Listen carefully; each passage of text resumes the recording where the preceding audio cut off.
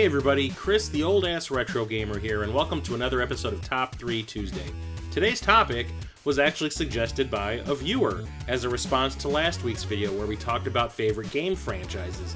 Well, today's topic, which was suggested by Neo Turbo Maniac, is all about standalone games, or video games that only had one game ever in the series. Like, there was no series, because it never had any sequels, never had any spin-offs, it was just the one game. To tell you the truth, this was probably the hardest topic I have ever had to select games to talk about. Why? Because just about every game has had a sequel of some sort, or a spin-off, or is connected to a game, or was released here as something you would think would be a standalone title, but is actually a sequel to a game that was released only in Japan and was renamed when it came over here. It's like research was involved here, people. And it took a little while for me to finally gather up 3 games that I really, truly enjoy. So thank you for the topic, Neo Turbo Maniac, and here are my top 3 standalone games. Xanadu. This was a game developed by Hudson and was released by Nintendo on the NES, and a lot of people call this a clone of Legend of Zelda 2. That comparison is fair. I mean, it is a side-scrolling action-adventure game that has a little bit of RPG elements built into it. It's not a full-on RPG. It has a charm all its own that is extremely unique to this title, and which is why I like it as much as I do. Because, yes, it does feel a little bit like Zelda 2 in many ways, but it is also unlike Zelda in many ways.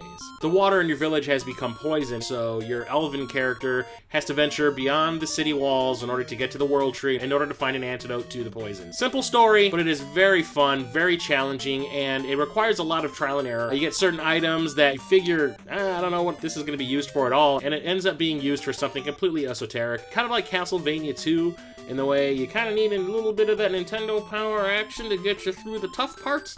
But on the whole, it is a very fun, very rewarding game that is fun from beginning to end. As much as I love Xanadu, I do not think I would ever want there to be a sequel because it is a great one-shot type of game that does not need to be expanded on in any way because it is perfect just the way it is. And to tell you the truth,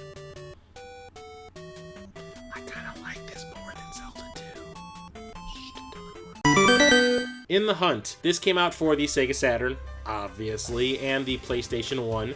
It is a horizontally scrolling shmup where you play as a submarine. You heard me right, a submarine. Very straightforward game. I mean, it is just like every other shmup out there. Very hard because that's what these games are all about. Throwing as much stuff as possible at you in order to up the difficulty level and make the game as challenging as humanly possible. This one is very, very fun because the power-ups let you do things that you can only do as a submarine. Like, yes, you are shooting torpedoes as your primary weapon, but you can also get, like, surface-to-air missiles that will actually launch out of the water and take out the airborne aircraft that are trying to drop bombs on you from above, depth charges and mines, all kinds of crazy underwater-type weaponry, and that's what I think sets this game apart, other than the fact that, that's underwater. The art style is also something that I find fascinating with this game because it reminds me a lot, and I'm pretty sure it was developed by the same people that did Metal Slug, because honestly, even though you are playing as a submarine, just the way everything looks is very, very reminiscent of the Metal Slug series, which is another reason why I like it as much as I do, because I love that art style. Great music, gameplay is top-notch, and it is extremely entertaining. Every single shmup out there gets a sequel in some way or another,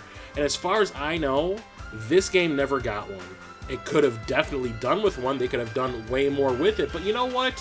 Like I said about Xanadu, might have ruined the charm of this if they just beat it into the ground with sequels. So it's probably best that we only got the one. Makes you appreciate it all the more because this is a fantastic game. Shadow of the Colossus. This game originally came out on the PlayStation 2 and has had multiple reissues. I am holding the PlayStation 4 remaster that came out not too long ago, and it also came out on a collection with Ico for the PlayStation 3. Strangely enough, I have not repurchased the PlayStation 2 version.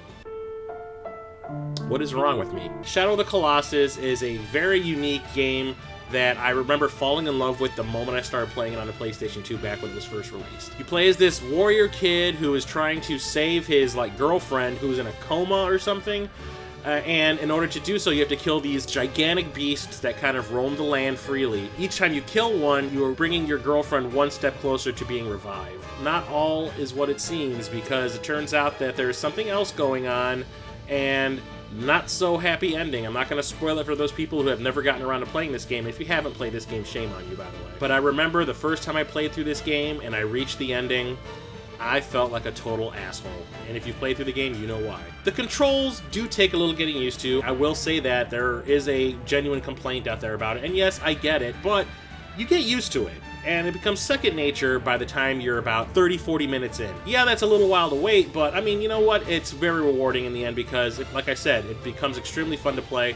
The graphics are phenomenal, and it's gotten better with each reissue. I mean, obviously, PlayStation 4 is going to look the best. Figuring out the weak spots of each Colossus that you have to take out. I mean, there's ones that are in the water, there's ones that fly around, there's ones that roam the ground. I mean, it's crazy. Each one is different. It has its own unique challenges, and they are all extremely well designed. One thing I love about this game is the music. It is just composed so well, and it is very catchy and kind of epic, gets you amped up a little bit. I highly recommend Shadow of the Colossus if you've not played it before.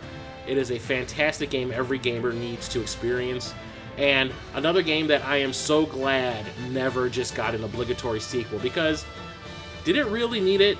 The way the game ends, it's kind of done after that, so did not need to have a spin-off or anything like that. So in my eyes, Shadow of the Colossus is a perfect standalone game. So there you have it, my top 3 standalone games that had no sequels or spin-offs. Let me know what your favorite standalone games are, either by leaving a comment below, letting me know your favorites, or make a response video. I love seeing response videos to these topics, and I'm sure Jason does as well. Please do not forget to watch Jason of Corpse Flood Gaming's video on the exact same topic. We bounce ideas off of each other back and forth. This one, like I said at the beginning of the video, was suggested by a viewer, which is fantastic. Keep throwing the suggestions our way. We love hearing from you, and I mean, like I said, this as a companion piece to last week's video where we talked about the game franchises was perfect. We are extremely happy when people throw ideas at us, so thank you very much, Neo Turbo Maniac. So I hope you enjoyed the video, and until next time and the next Top 3 Tuesday video, I'm Chris, the old-ass retro gamer, signing off.